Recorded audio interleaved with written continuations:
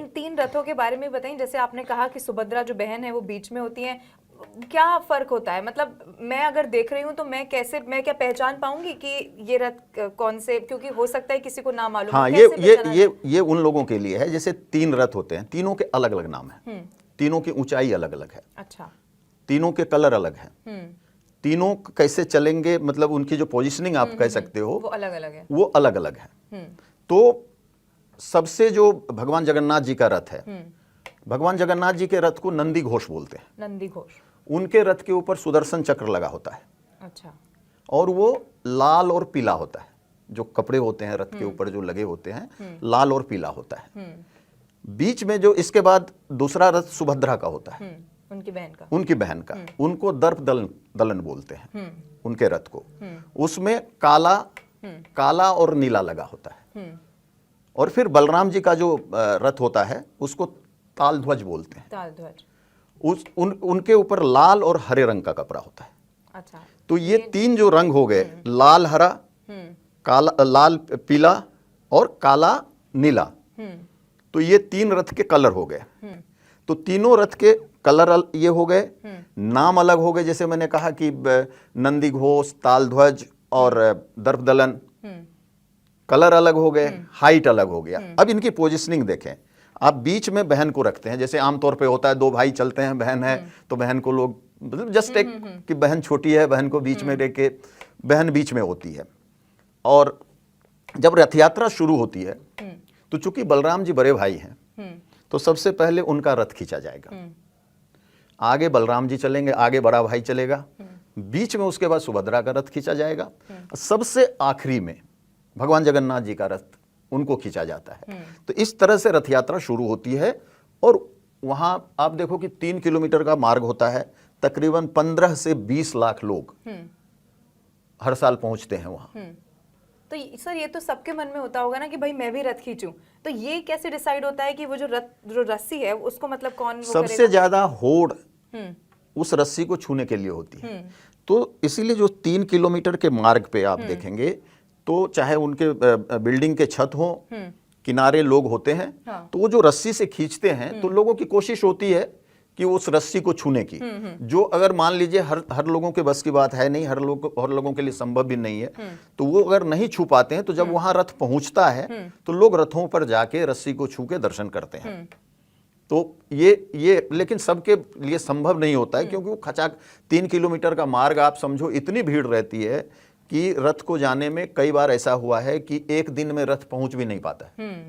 जैसे आज रथ यात्रा शुरू होगी, हो सकता है जैसे ही शाम होगी रथ रुक जाए, रथों को रोक दिया जाएगा, अगले दिन फिर रथ यात्रा वहां पहुंचती है। इतनी ज्यादा भीड़ होती है। और शमशेर जी, क्योंकि ऐसा बड़ी मान्यता है कि भाई अगर आप वहां जा रहे हैं, आपने दर्शन कर लिया, आपके पाप धुल जाते हैं, तो मुझे ये बताइए कि क्योंकि देखिए पूरा देश तो वहां जा नहीं सकता, तो क्या, क्योंकि अलग अलग जगहों पर भी हम देखते हैं, वहां अहमदाबाद में भी निकल रही होती है यात्रा, तो इनमें कुछ फर्क होता है क्या? नहीं, देखिए ये जो रथ यात्रा है, जो पूरी की रथ यात्रा है, इसका पुराणों में भी जिक्र है। ब्रह्म पुराण में, स्कंद पुराण में, ये पुराणों में इस रथ यात्रा का जिक्र है। जो बाकी रथ यात्रा की बात कर रहे हैं वो तो बाद में शुरू हुई, उसी के हिसाब से निकाली जाती, उसके बाद हुई।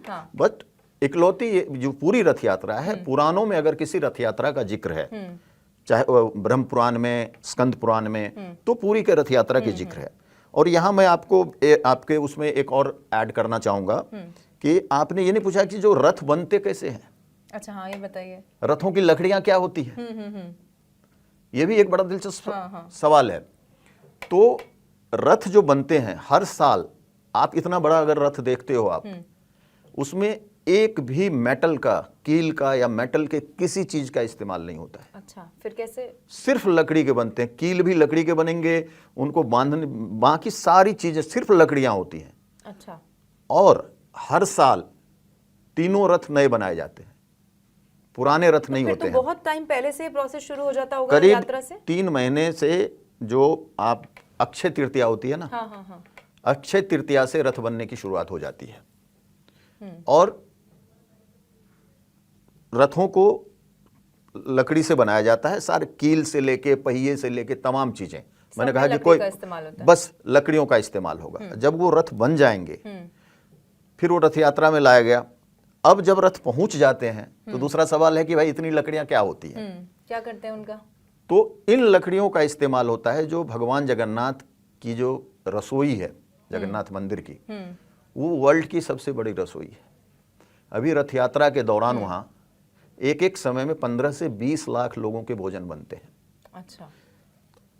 रोजाना जो भगवान के भोग लगते हैं, तो इन लकड़ियों का इस्तेमाल भगवान के भोग को बनाने में किया जाता है। ये बड़ा इंटरेस्टिंग तो है। ये बड़ा सवाल है। लोगों को लगता है कि ये पुराने रथ होंगे, पिछले जो अगर वहां नहीं गए हों या जो नई पीढ़ी के लोग हैं, हाँ। तो उनको थोड़ा सा लगता होगा कि वहां पता नहीं कैसा होगा, वही रथ होंगे, उसी रथ को सजा दिया जाता होगा, लेकिन ऐसा होता नहीं है। वहाँ हर साल नए रथ बनते हैं, उनके कारीगर होते हैं वहाँ, उन लकड़ियों को वहाँ इस्तेमाल किया जाता है। ये बहुत इंटरेस्टिंग है। अच्छा, जैसे आज से यात्रा शुरू हुई है, अभी 8 जुलाई को समापन इसका होगा, अभी तक जो जानकारी है, तो ये समापन में क्या फिर और खास होता है? मतलब मैंने कहा जब समापन होगा उसको बहुरा यात्रा बोलते हैं। यानी इस आपको बता दूं कि एक और बड़ी इंटरेस्टिंग कहानी है, वो मैं इसके बाद आपको बताऊंगा। तो बहुरा यात्रा फिर उसी तरह तीनों रथों को खींच के उसी जिस तरह से रथ गए उसी तरह गुंडचा मंदिर से, मौसी के यहाँ से तीनों भगवान फिर वापस आएंगे। उनको उनके जो रथ हैं, अपने अपने रथ, उन पे रखा जाएगा। सीक्वेंस वही रहेगा खींचने का। उनको फिर खींच के यहाँ लाया जाएगा। फिर मंदिर के पूरी मंदिर में 4 द्वार हैं। तो इनको रथ यात्रा जो शुरू होती है वो सिंह द्वार से शुरू होती है। सिंह द्वार से। तो सिंह द्वार के पास फिर तीनों रथों को लगा दिया जाएगा। और जो मैंने कहा था कि सोना वेश होता है, सोना से श्रृंगार होगा। और बड़ा खूबसूरत होता बहुत खूबसूरत, रात भर आप कहें कि सोना वेश, मतलब कहा जाता है कि आपने अगर सोना वेश नहीं देखा तो समझो आपने जिंदगी में कुछ मिस कर गए। अच्छा। इतना बढ़िया श्रृंगार होता है, इतना बढ़िया वेश होता है भगवान का।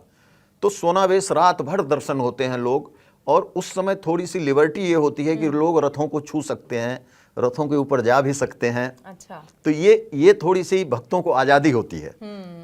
तो सोनावेश होता है। उसके बाद फिर अगले दिन तीनों भगवान को अपने अपने रत्न सिंहासन पर लगा दिया जाए और फिर मंदिर के जो रिचुअल्स होते हैं, मंदिर के जो बाकी चीज़ें होती हैं वो सामान्य तरीके से शुरू हो जाती हैं। आप दर्शन शुरू हो जाता है, बाकी चीज़ें शुरू हो जाती है।